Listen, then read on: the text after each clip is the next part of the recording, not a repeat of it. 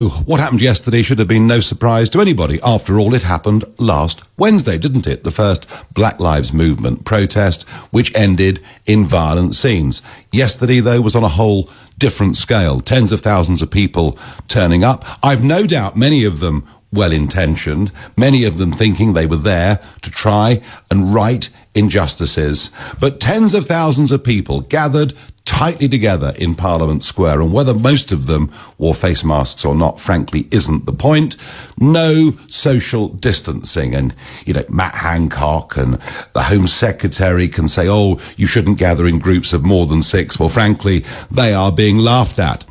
Vandalism, once again, on the 76th anniversary of D-Day, the cenotaph was desecrated. Churchill's statue was also desecrated. And then we saw proper violence, real mob rule in Whitehall, an estimated 500 people literally running amok, chucking flares, bottles, bicycles, truly appalling scenes. I think actually the worst scenes I've seen on the streets of London, certainly in my lifetime. Totally now, nearly 24 police officers have been injured, some of them quite seriously. But we do need to ask ourselves some very frank questions. Who are Black Lives Matters? Is it an innocuous-sounding organisation that wants to right inequalities and injustices? Well, I can tell you it comes out of the Black Lives Movement from America. It is very much of the hard left.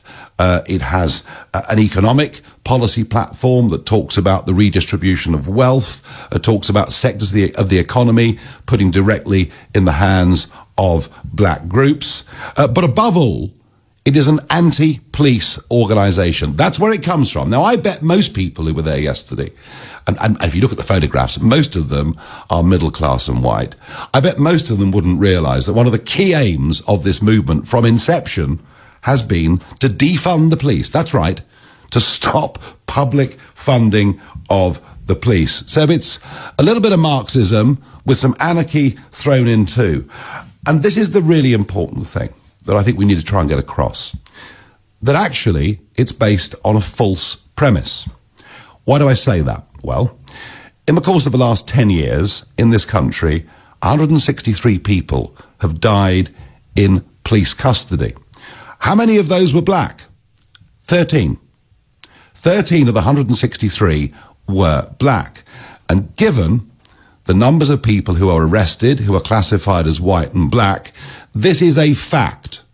You are more likely to die in police custody in the United Kingdom if you're arrested, if you're white, than if you're black. But what about America, you say? Well, of course, we do know that America has a much deeper, far deeper, black-white divide in every way than we do. And of course, it isn't that long ago, 40, 50 years ago, segregation in the South and all the rest of it. And yet, if you look at the figures, last year in 2019, just over 1,000 people were shot and killed by the police in America. The vast majority of those were, of course, armed and dangerous. Of those 1,004 people, 235 were black. That is exactly the same ratio as it was during President Obama's time in 2015 as US president. But then, when you look at the fact that black crime in America makes up 53% of homicides, 60% of robberies, you then see that last year in America, the police shot and killed 9 unarmed black people and 19 unarmed white people. And again, if you are arrested in America, if you're engaged with the police in America, statistically, actually, you're more likely to die if you're white than if you're black. So much of what this protest is feeding on is actually based on full figures. The other observation I have to say is the role of the media in all of this, which has been truly astonishing overnight. A real downplaying in almost every way. Firstly, of the health risks. You know, if there is a second spike that comes directly out of these protests, and given what the Cheltenham Festival did, given what the Liverpool Atletico football match did, it would perhaps be very surprising if there wasn't a second spike, and yet we don't hear much of that on mainstream media. Almost no coverage at all, from what I can see on the BBC, of the desecration of Churchill's statue, and indeed of the cenotaph. A real downplaying of the sheer scale of the awfulness of what happened yesterday. And then there is leadership. Where is Boris Johnson? Where was he yesterday? Where indeed was Sadiq Khan yesterday?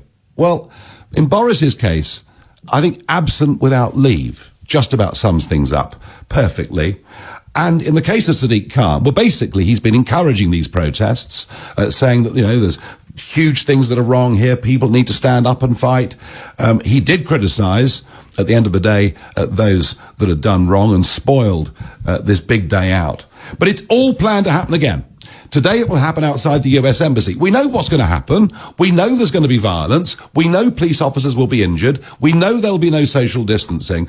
I put it to you, if it was any other organisation planning a protest like this, there would be mass arrests, not just the 14 who were arrested yesterday, mass arrests, and this would simply not be allowed to go ahead. So you tell me, in the light of what we know, should today's protest continue? 0345 6060 973. You can also text to 84850, and you can tweet using the hashtag Farage and LBC at LBC. I remember last year we had the March to Leave, which left Sunderland on the 14th of March and came into Parliament Square on the 31st of March, the day we were due to leave the European Union. And of course we didn't leave the European Union. Can you imagine if a couple of hundred of my supporters had run amok in Whitehall? Can you imagine what the press headlines would have been? This shows the true face of Brexit. These were always the underlying motives. These people are dangerous. This is bad. And we would no doubt have been refused permission to have the big event that we did in Parliament Square on the 31st of January when we finally did leave. And I can't imagine any other organisation today saying we're going to put 40,000 people outside a foreign embassy being allowed to do it. Let's see what you think. Let's go to